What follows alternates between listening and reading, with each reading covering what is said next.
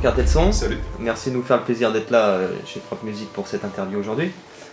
Pour ceux qui ne te connaissent pas en France, tu fais partie des artistes les plus prolifiques aux États-Unis, dans la West Coast. Tu travailles avec des grands artistes, des grands noms américains. Je vais te poser, on va faire le tour un peu de ta personnalité musicale. Je vais commencer par la première question. Comment as-tu appris à composer ? J'ai appris à composer il y a environ une dizaine d'années. On était une dizaine. Au tout début, une bande de potes on adorait le son, on avait toujours du son plein les oreilles. Les grands, ils avaient toujours du son plein les oreilles aussi, donc c'était vraiment une sorte de melting pot. Voilà. Et en fait, un ami à moi qui mixe et qui masterise mes projets aujourd'hui, donc comme quoi les grands esprits se rencontrent.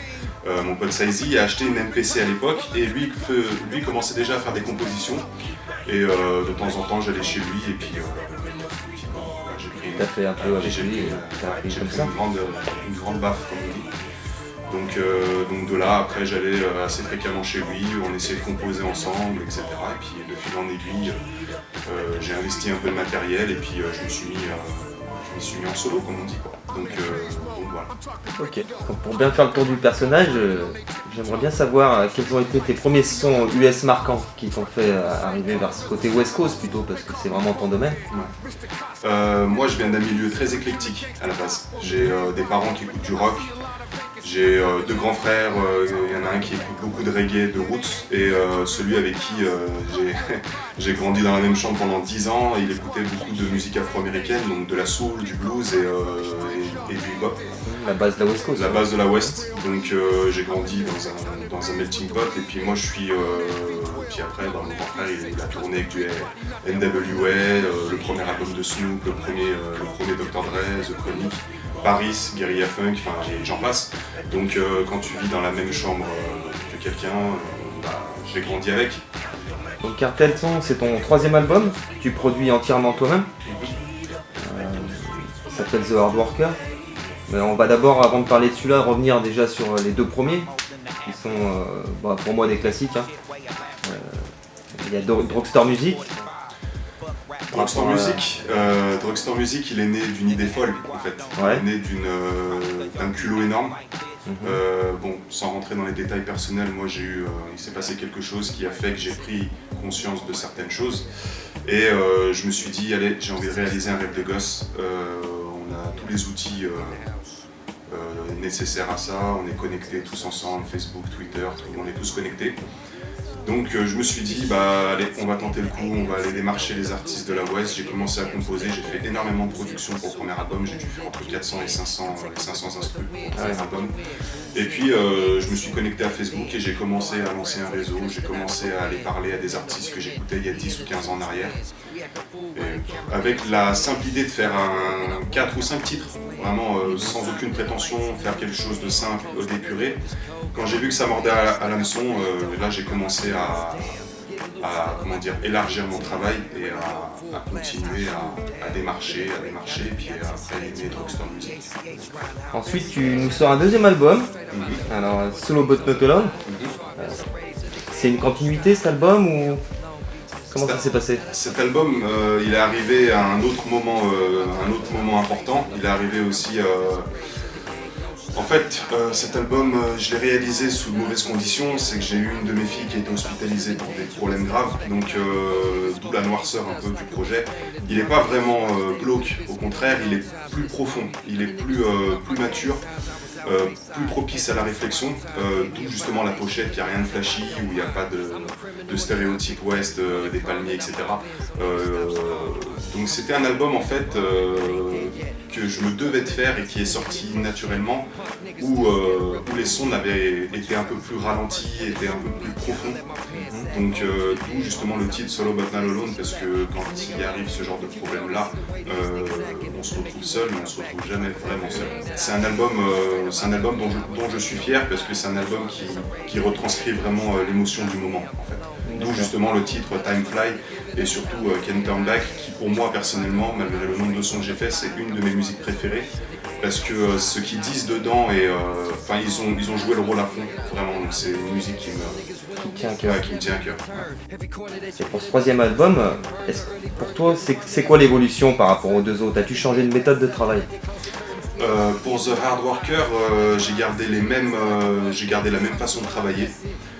Simplement, j'ai beaucoup plus produit pour celui-là. J'ai plus produit de nouvelles instrus pour redonner un coup de fraîcheur un petit peu. Parce que dans Solo But Not Alone, j'avais gardé des instrus que j'avais gardés pour Drugstore Music, mais qui collaient parfaitement à ce thème-là.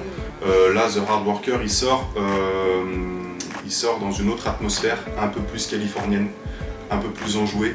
Il y aura toujours des sons à la réflexion, il y aura toujours des sons un peu plus lents, etc. Mais c'est un album qui... Je sais pas si le mot complet c'est vraiment approprié, mais il est plus général. C'est-à-dire qu'il y aura des sons qui tapent dur, il y aura de la G-Funk un peu comme je fais d'habitude, mais il y a aussi des musiques où il y a des chanteurs de gospel, il y a aussi des saxophonistes, il y a aussi des guitaristes. Donc c'est un album qui est un peu plus évolutionniste, comme on dit. C'est que j'ai fait intervenir des musiciens, il y a plus de morceaux, des artistes aussi, toujours les mêmes qui reviennent, mais il y a aussi de nouvelles têtes qui viennent, donc c'est toujours une progression dans celui-là. Mais celui-là est plus californien, vraiment, beaucoup plus californien.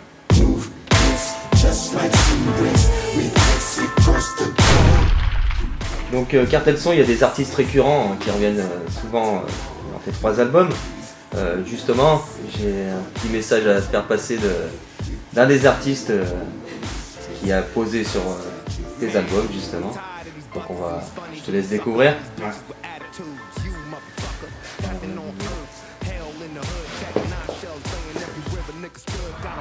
Hey yo, what's up? It's Mo ZMD, multi-platinum producer for Tupac and many others. Just wanted to give a shout out to Cartel Sons, man. I really appreciate being a part of your project, man. It's very innovative and fun and kind of nostalgic in the same time. And I just wanted to ask you a question, pose you a question.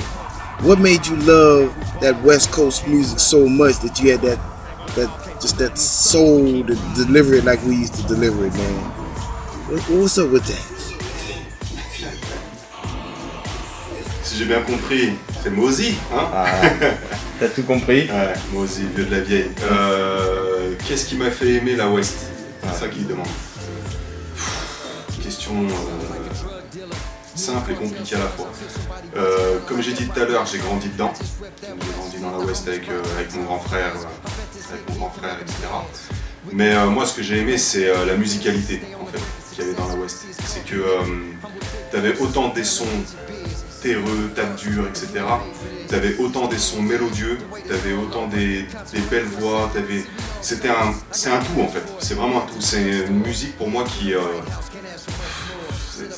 c'est très musical. C'est que quand t'écoutes du Warren G, c'est beaucoup de vrais guitaristes, des Rhodes, des vraies basses. Tu vas écouter du gangsta rap, voilà. Et puis moi je suis fan de l'ambiance californienne, vraiment des ghettos, vraiment ce genre d'endroit. Pour moi c'est une bulle, c'est vraiment une bulle sur la planète Terre. C'est que c'est vraiment un endroit où moi quand j'écoute de la West, j'arrive à me cibler vraiment où ils sont. Enfin c'est quelque chose en fait qui me tient à cœur. Donc depuis tout petit je l'ai développé vraiment. Tu te retrouves vraiment dans la West? Ouais, je me retrouve vraiment dans la West. Ouais. C'est une musique avec beaucoup d'émotions. Ouais, beaucoup d'émotions. On va prendre le plus connu de tous. Quand tu écoutes du Tupac, tu as des sons qui sont haineux, tu as des sons qui sont très mélodiques, tu as des sons avec des textes profonds. Certes, le New York, ils en font, il n'y a pas de souci, mais c'est pas la même musicalité. Je suis plus sensible à la musique californienne pour ça aussi. Donc on remarque rapidement les titres Solo But Not Alone, de The Hard Worker, qui de tes albums, Cartel Son Anthem, bon, le premier. On comprend que tu travailles tout seul. Comment ça se passe? Quels sont les intervenants, des complices musicaux dans tes projets? Ils sont beaucoup à nommer, hein. Ils sont beaucoup à nommer, mais il y a beaucoup de personnes qui vont se greffer à ça, des personnes qui ont des sites comme DubCNN qui, à chaque fois que je sors une musique ou un projet, qui vont relayer ça sur internet, des personnes sur Twitter, voilà, c'est vraiment une sorte de groupe personnel que j'ai avec 2-3 entités comme Sizy qui mix masterise, Goldie Bones pour le visuel, et puis voilà, ça en reste à faire. Tu sais que tu as commencé au début à travailler des rappeurs français.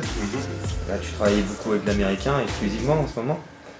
J'aimerais savoir quelle est la différence en termes de collaboration entre un français et un américain pour toi.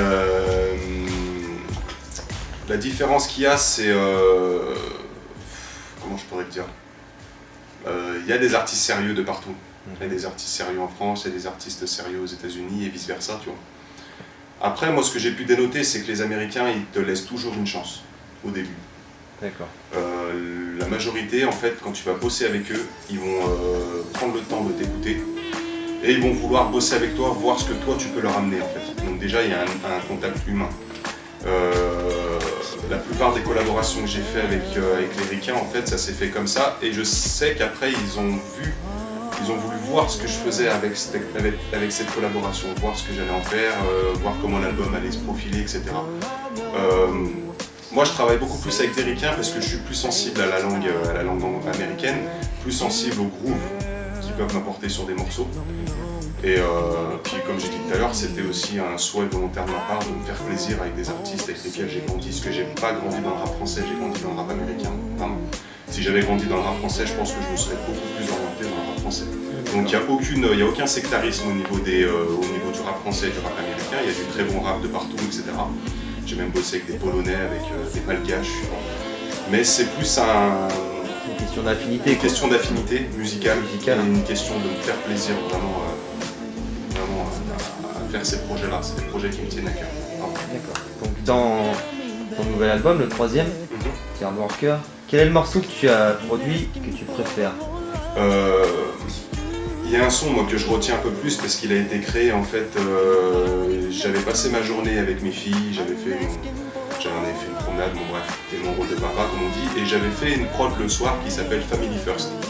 Et cette prod en fait elle est très jazzy, très cool, vraiment une ambiance familiale. Il n'y a pas de West Beaches, etc. C'est une musique que tu peux mettre avec de la famille, etc. Et le titre de ce morceau, c'est Family First. C'est vraiment un morceau qui parle de la famille, dire qu'il n'y a rien d'autre que la famille qui passe en premier. Et donc ce morceau, il me tient à cœur parce que les artistes qui ont posé dessus, il y a Célicel, Badaz, West Coast Stone et Kiki. Ces artistes-là, ils ont vraiment respecté ce que je leur avais demandé de faire au niveau des lyrics. Donc ils racontent aussi leur vie de famille personnelle. Célicel, par exemple, dans son morceau, il va dire qu'au début c'était un chien de la casse, qu'il a fait des conneries, qu'il s'amusait à chaque tournée, qu'il faisait le con, et du moment où il a été père, il a carrément changé. Donc il est plus allé en prison, il n'a plus fait de conneries, il a eu une sorte de réflexion personnelle. Après c'est un son qui me touche aussi parce qu'il est musical, il y a des saxophonistes dessus, il y a des gratteux, et c'est un morceau dans sa globalité qui me plaît parce que c'est un morceau que je peux faire écouter à tout le monde et c'est un morceau qui respire vraiment la bonne ambiance, comme on dit, vraiment le côté cool, le côté voilà, il n'y a pas d'histoire de gang, même si certains rappeurs en font, moi-même j'en ai produit, mais c'est une musique qui englobe vraiment le côté familial, les enfants, la famille, etc. Donc vraiment de remettre les choses à leur niveau. Vraiment le plus important sur Terre, c'est la famille. Enfin, pour ma part, c'est la famille. I had a vision, used to cook in the kitchen at 9 years old. Mama told me how it go, from scandalous niggas that's out to steal a nigga dope. The projects.